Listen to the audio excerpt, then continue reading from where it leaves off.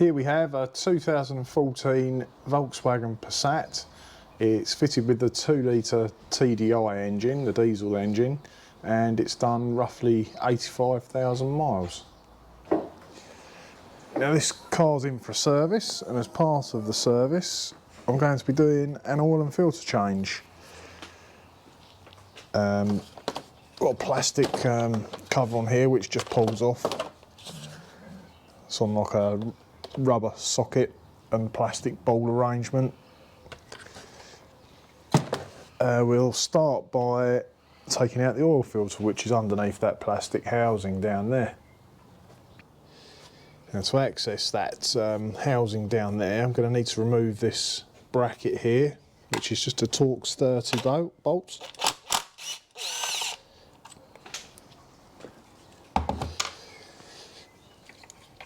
And we can lay that to one side. And I'll grab a socket for that. Not sure what size that is. Looks a bit like a 32mm. Yeah, 32mm. And I just need an extension bar and a ratchet.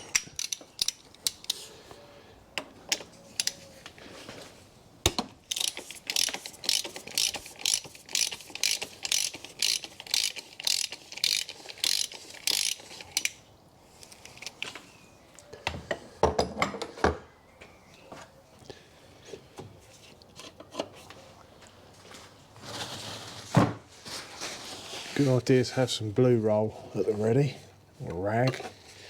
These are a bit tight to get out of here, but they do come through. That's it. Flip that over.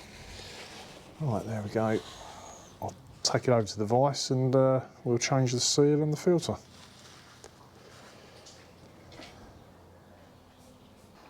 In the box with the new oil filter, you can see we've got 3 O-rings there, O-ring seals. They're all part and parcel of this housing. You've got a little tiny one up the top here, the next one there, and the biggest one down here. So I'll be changing those. I'll see if I can get this filter off first. It should just pull off. Oh, that's it. A little bit of leverage there with a screwdriver. That's out of the way. Next I'll start with this biggest seal down the bottom here. Dig it out from its groove.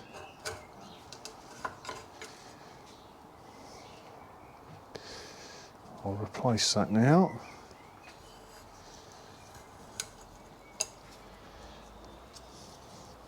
Let's go up to this next one.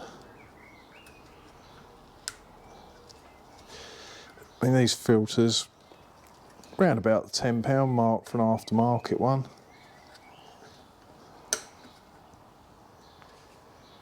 And as with all parts, just make sure you've got your registration number handy, and they'll be able to look up the right part for your particular engine.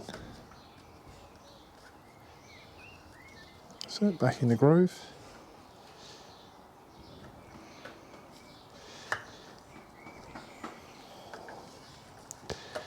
The final little one.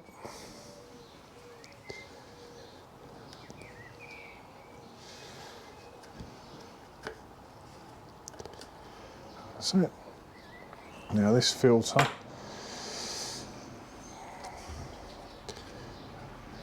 it looks like it'll only go up one way. That end's a lot bigger than that end. I'm pretty sure it won't go on that way round. Nah.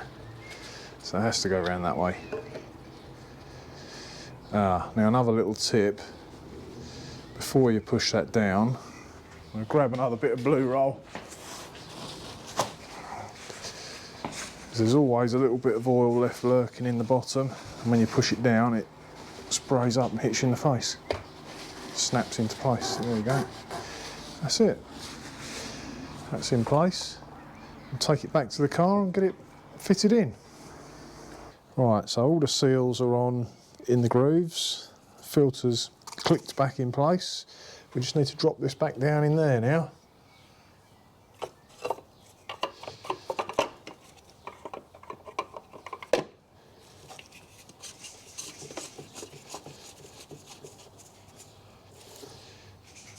and you can probably see on there 25 Newton meters it recommends tightening torque. If you've got a torque wrench handy, that's great, you can set that up. Oh. As long as you're sensible and just nip it, it's only plastic so you don't have to go too mad. I've never had a problem.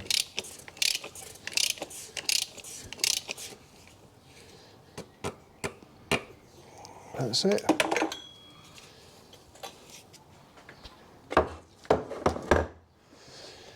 Which just leaves this to be fitted back on.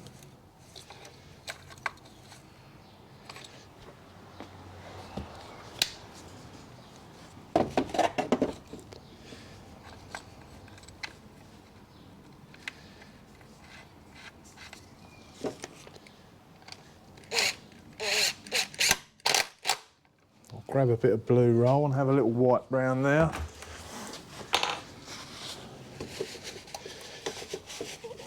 It's a bit unavoidable, making a little bit of mess.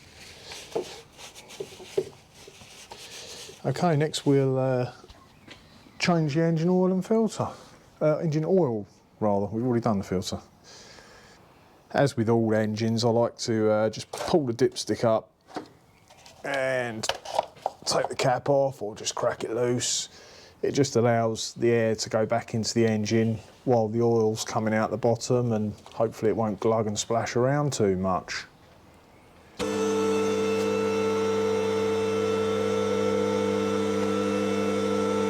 As with a lot of cars nowadays, got a big belly pan under tray, just a big plastic shield. It's held on with Torx 25 bolts, so I'm just going to go ahead and remove that.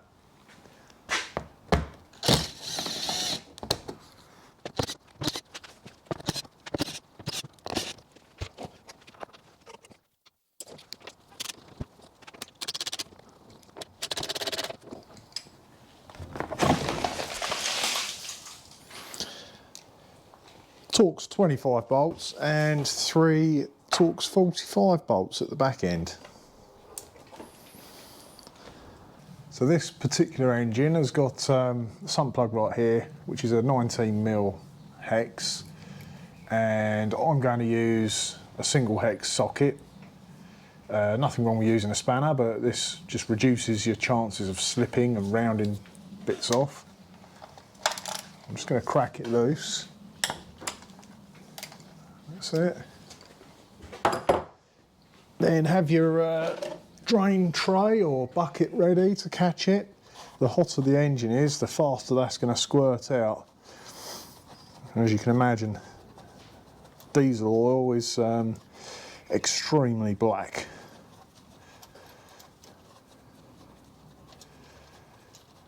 Don't really want that splashing too many places.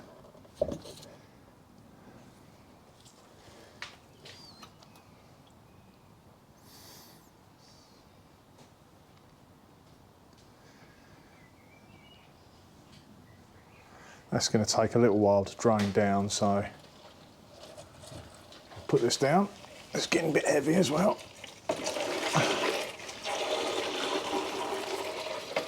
And just leave it to do its thing.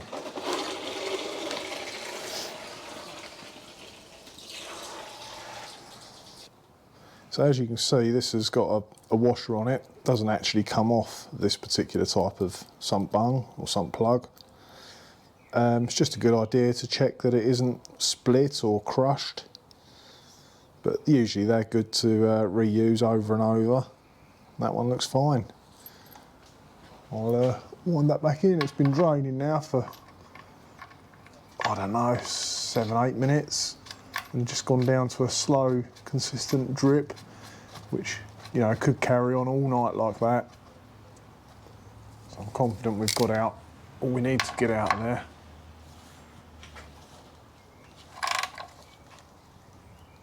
Only aluminium sump, so you don't have to really yank on that.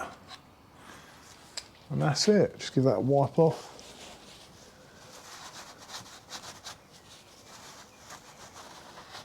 Next we'll drop it down and get some oil in there.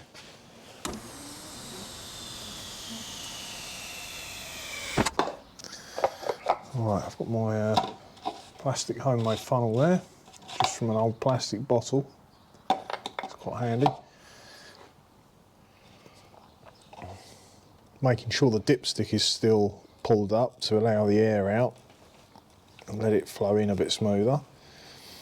When I picked this oil up from the dealer, they recommended that it was 4.3 litres required. I'm just going to start by putting in just under 4 litres, because it's not always correct. Most of the time it is, but you really don't want to be putting in too much oil, then having to crawl back underneath and drain a bit out, because having too much oil can cause engine damage, just like having not enough can. And there's lots of different grades and manufacturers of oil around, so just take your registration number with you, and the parts dealer will be able to recommend a few different types according to your budget. I mean, you should be able to pick up a 5 litre tub of oil for roughly £50 at the time of recording this. So now the oil's in, I've pushed the dipstick back down, the filter is all done, the sump plug's in. I'm just going to start it up and let it tick over for a few moments, just to allow the oil to circulate. You don't need to rev it up to do this part. In fact, it's not a good idea to rev an engine that's just been drained and refilled. It can take a little while to circulate, but straight away the oil pressure light's gone out and it sounds normal, so that's good.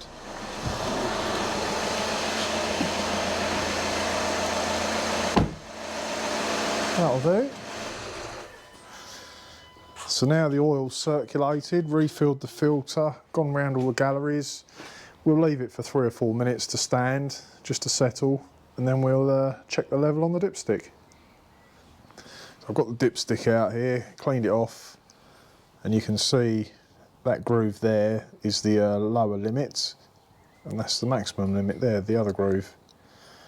It's probably going to be, well, hopefully it'll be a bit lower than the maximum and not higher.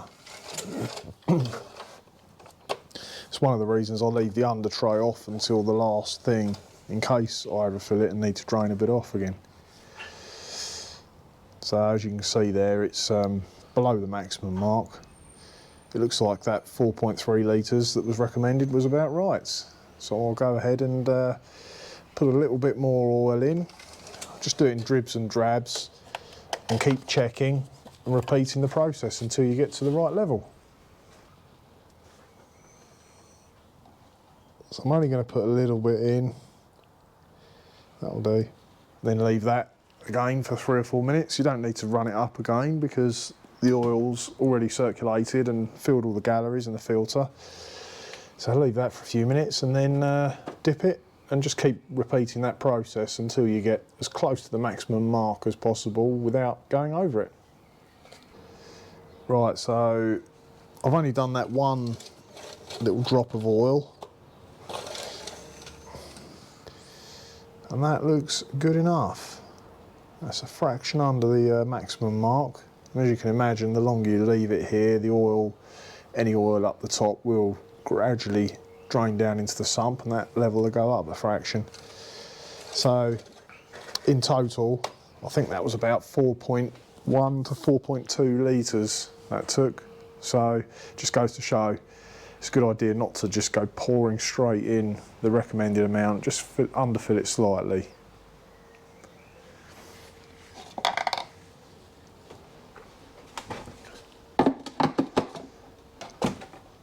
So dipstick back in, cap back on, pop this back on, and we'll get the under tray on next.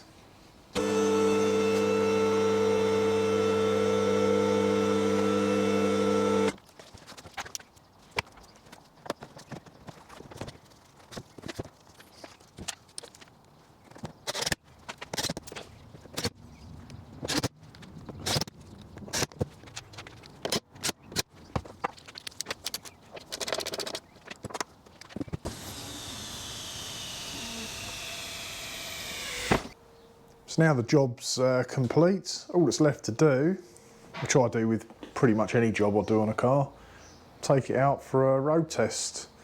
Bring it back and double check the areas you've been working are all good. And if you've changed filters, make sure there's no leaks. Thanks for watching.